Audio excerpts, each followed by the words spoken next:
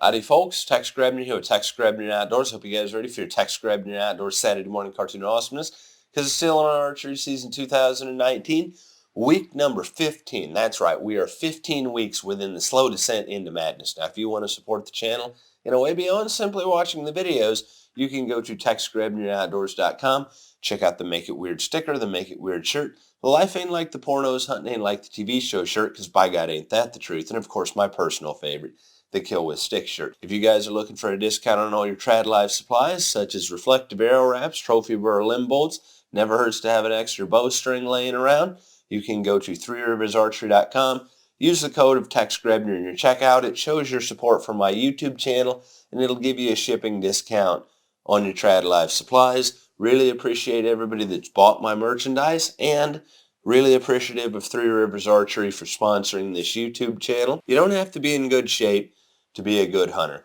but as a hunter you will never regret being in good shape.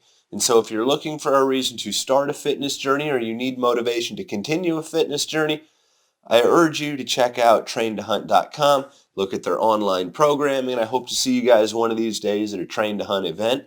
I'd love to see more traditional bow hunters involved in the hunter-athlete movement. Now, I spent all day thinking about deer hunting. Of course, as soon as I got to the stand, I thought, well, why the hell am I out here?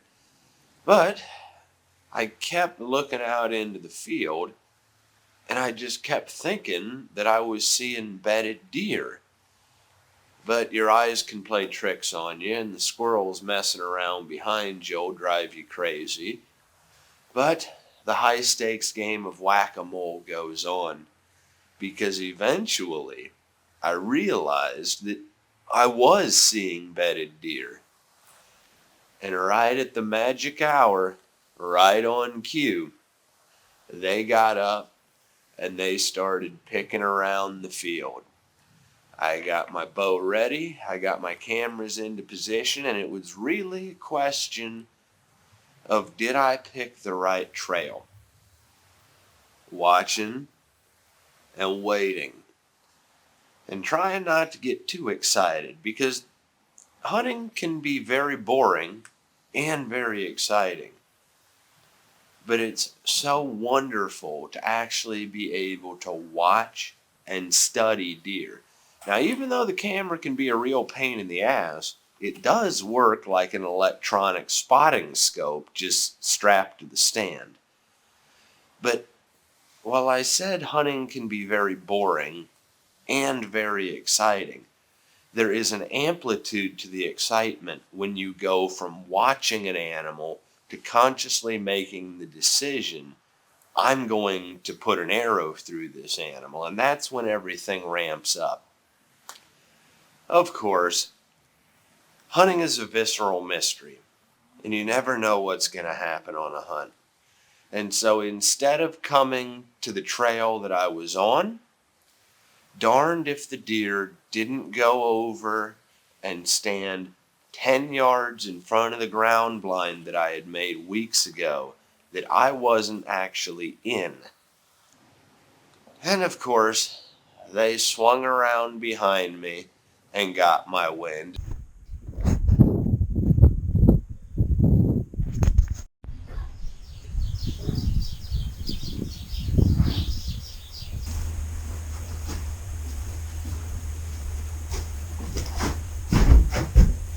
Well, we're getting down to the 11th hour,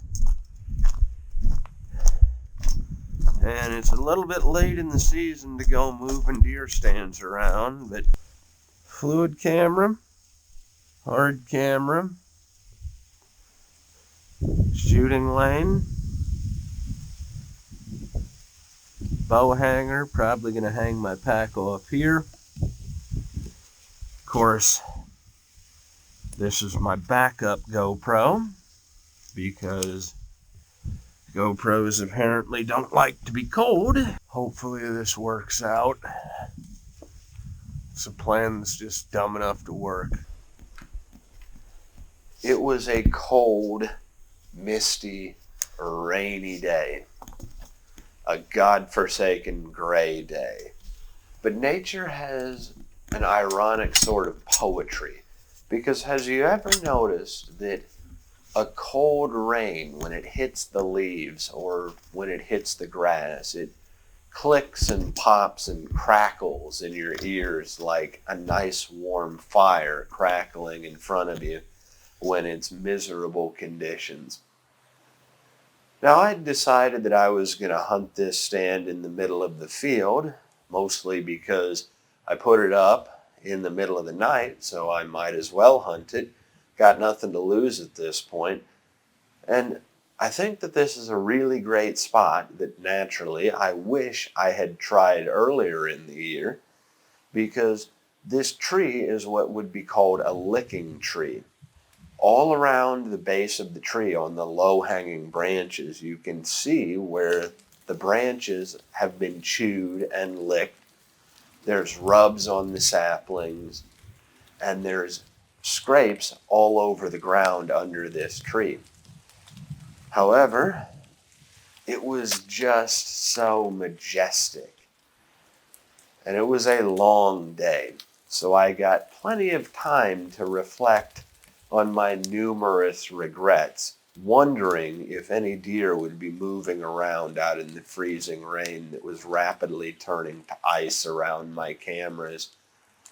What I will say is, the Swan Dry still works as advertised as hydrophobic wool, so I wasn't nearly as miserable as what I normally am used to being. Of course, you can't buy success with equipment. Well, the rain has stopped. Of course, it was freezing rain before it stopped, so now everything's covered in ice, and it stopped raining because it turned to snow. Go figure, January decided to finally show up.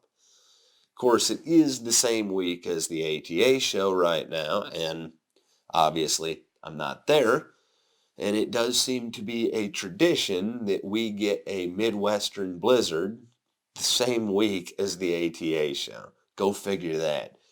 But the reason I didn't go to the ATA show this year is because I figured, there isn't going to be any super leaps forward in traditional bow hunting equipment, so I might as well take the money that I was going to use on the ATA show, because that's like a $2,000 party where I don't really accomplish anything other than eating steaks and drinking hotel whiskey. But it is a hell of a party, so you should always go to the ATA show if you get the chance. But I figured, probably not going to have anything exciting happen in gear at the ATA show, because we're basically dealing with technology that, other than carbon arrows and, different limb materials and different riser materials, we're dealing with technology that largely hasn't changed since 1980. So, part of the reason why I love traditional bow hunting, though, is that it's already obsolete, so it's never out of style. We decided, Murphy, Tripper, and I, that we were going to go on a pig hunt during the ATA show instead of me going to the ATA show, because I already had the dates kind of figured out that I'm gone that time of year every year. Well, the dates didn't get saved, so I didn't put in for my press pass for the ATA show and didn't go pig hunting. So here I am in the slow descent into madness, still chasing the dream of breaking the whitetail curse. The only silver lining to the whole affair is that I finally have time and money to go to the Kalamazoo Traditional Bow Hunting Expo up in Michigan this year. So I'm hoping to bring you some exciting content from that, and I'm hoping by then that I'll have broke the whitetail curse once and for all. Life ain't like the pornos, and hunting ain't like the TV shows, and I bring you the reality of the Illinois archery season, the way that it goes down. Wile E. Coyote is my spirit animal, but here's hoping that I still got enough left in the season to where I can kill with sticks. As always, God bless all my sportsmen of America. Join the NRA to protect our rights. Just got my friends over at threeriversarchery.com. Thank you very much to those of you involved in law enforcement and those who served in the military. And thanks for watching Tex Grebner Outdoors.